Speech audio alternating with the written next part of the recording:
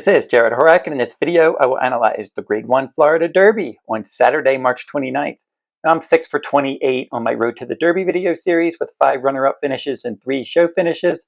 On my Road to the Oaks video series, I'm 11 for 25 with 4 runner-up finishes and 4 show finishes. Keep checking my channel for all of these Road to the Oaks and Derby video series. Now, if you're interested in my full card analysis, I cover full cards at Santa Anita each day that they run. But I have 2 big full cards at Oakland and Gulfstream Park coming this weekend, the 14-race Arkansas Derby Day program and the 14-race Florida Derby Day program.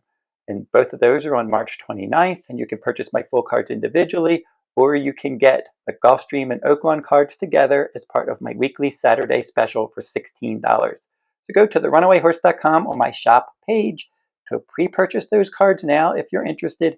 I will email them out when the analysis is complete later in the week. I send out my full cards 1 to 2 days before race day. Now, I recently debuted a new product on my site, my Kentucky Derby Prep Race Package. If you purchase that package, you will receive my analysis and wagering strategies for all of the remaining Kentucky Derby points races, my weekly Derby reports, and my Kentucky Derby Day full card at Churchill on the first Saturday in May. I'm going to be doing my annual Triple Crown Series full cards once again, and Kentucky Oaks Day full card at Churchill as well. So go to therunawayhorse.com on my shop page if you're interested in any of my products. The early weather forecast for March 29th at Gulfstream: mostly cloudy skies, high temperature of 79. The field for the 2025 Florida Derby is up next, and then I'll give out my contenders from last to first.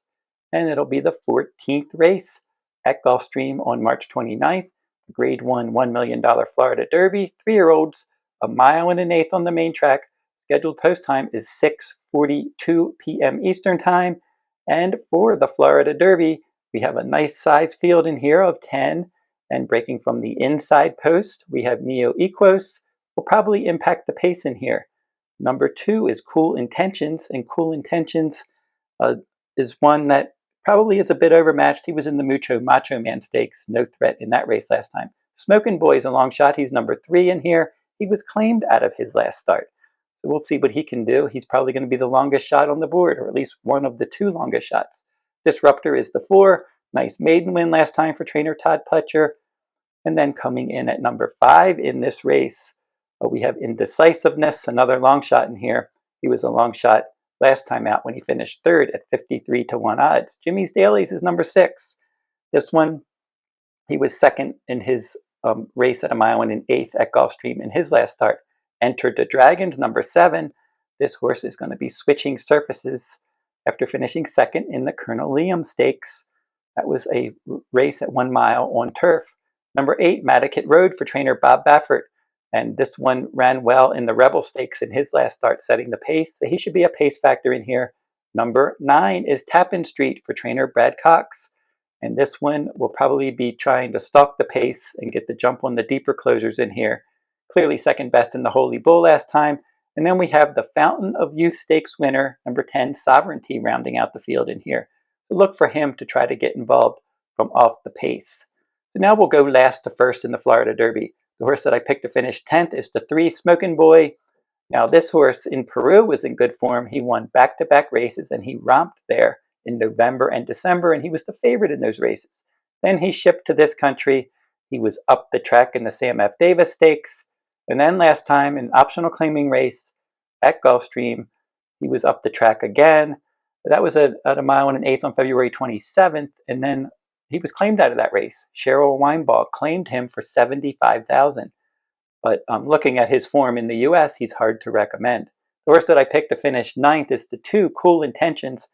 Now, this horse won back-to-back races at Gulfstream around 1 turn in November and December, and then in that Mucho Macho Man Stakes last time out, 5th in a 7-horse field.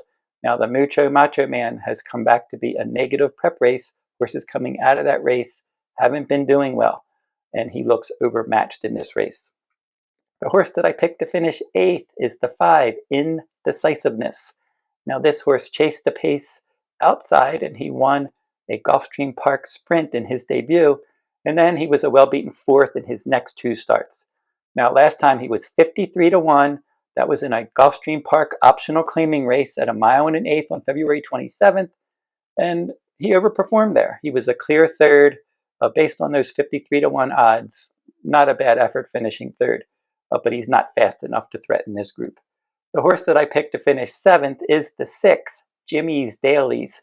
Now, this horse added Lasix, and he was much improved in his 7-furlong maiden win.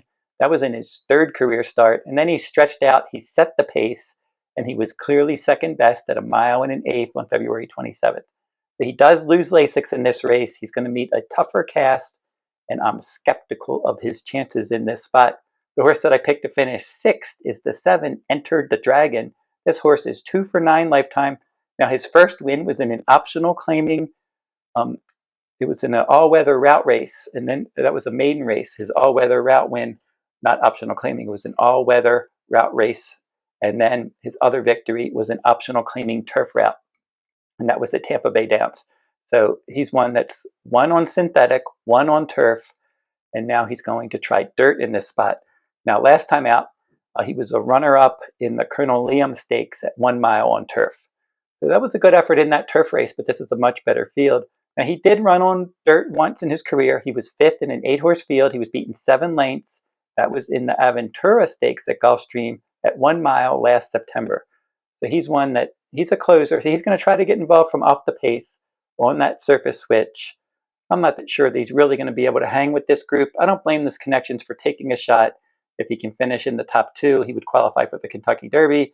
If he's not able to handle the main track, they can always go back to turf for this one. Of course, I picked to finish 5th is the 1, Neoequos. Now, this one stretched out in distance, and he set the pace in the Fountain of Youth last time out. That was at 1 mile and a 16th, and he just did hold 3rd. And he had a bullet workout, a 5-furlong bullet on March 16th, and maybe they go to the lead from the inside post in here. Edgard Zayas is the rider, but he doesn't strike me as a horse that's going to get better as distances increase. I think the shorter, the better for this one. The horse that I picked to finish 4th is the 4, Disruptor. Now, he's interesting for trainer Todd Pletcher. He was 1-2 in his career debut at 7 furlongs. He set the pace, and he weakened to finish 3rd that day. So that was a disappointing effort because he was expected to win, and he came up short. And Jimmy's Dailies, who's in this race, won that event. And the bettors didn't give up on him second time out. He was 70 cents on the dollar. That was another 7-furlong race at Gulfstream. That was on March 1st. Once again, he went right to the lead, but this time he didn't stop running. He kicked away, and he broke his maiden by 9 1/4 lengths. Now, I read Ortiz Jr., he rode Neoequos in the Fountain of Youth last time, but he decides to ride Disruptor in here, and he's going to stretch out in distance, and he should be right up on the pace. The horse I picked to finish 3rd is the 8, Madaket Road, and he did run well in all 4 starts. And in his career debut, it was a 7-furlong stakes race, the Grade 3 Bob Hope Stakes, and he was clearly second best. Began in a stakes race, ran well. Then he broke his maiden in a maiden special weight sprint race second time out, and then he stretched out in distance, and he was 3rd. Not a big threat to his stablemate, Citizen Bull, your 2-year-old champion. And then Rodriguez was clearly second best. That was the Grade 3 Robert Lewis Stakes on February 1st. And then he shipped to Oaklawn Park, and he did set a fast pace, and he just did hold second by a half length in the Grade 2 Rebel Stakes on February 23rd. So he's removing blinkers, and that's a big angle for trainer Bob Baffert.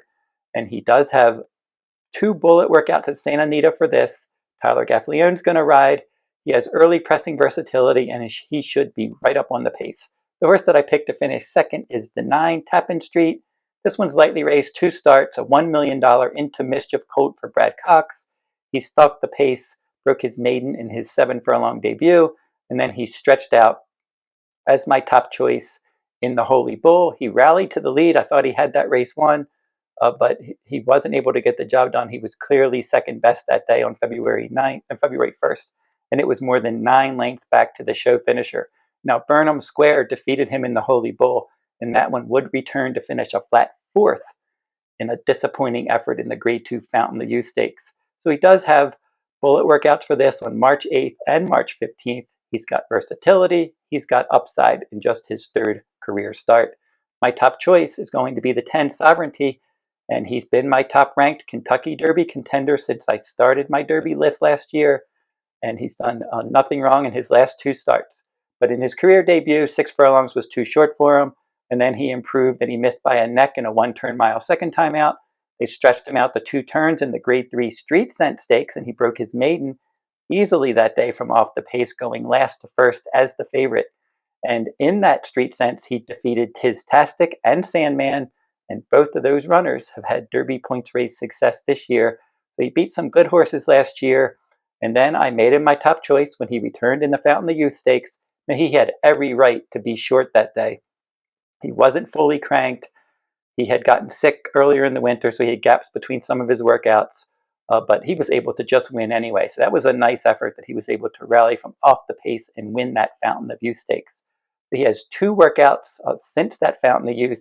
I think he's going to be much fitter for this race. He's going to love the added ground, the 1 1/8 distance.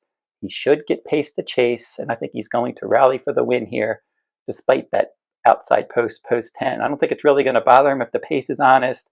He should move forward and run faster than he did in the Fountain of Youth, and I think that Sovereignty could easily get the job done in this Florida Derby. So number 10, Sovereignty, is my top choice. Number 9, Tappan Street, my second choice. And then we got Madaket Road, number 8, my third choice. Rounding out my top 4, number 4, Disruptor. So if you want a free pick each day, go over to therunawayhorse.com and click on the Better Bets blog tab at the top of my homepage. You can get a free pick from around the country each day. And like, comment, and share these videos if you like them. Subscribe to my channel as well. It's free to subscribe. Keep checking my channel for all of these Derby and Oaks points race videos. Got a lot of them coming up each day this week. I'm going to put another one on. And until I see you next time, good luck at the races.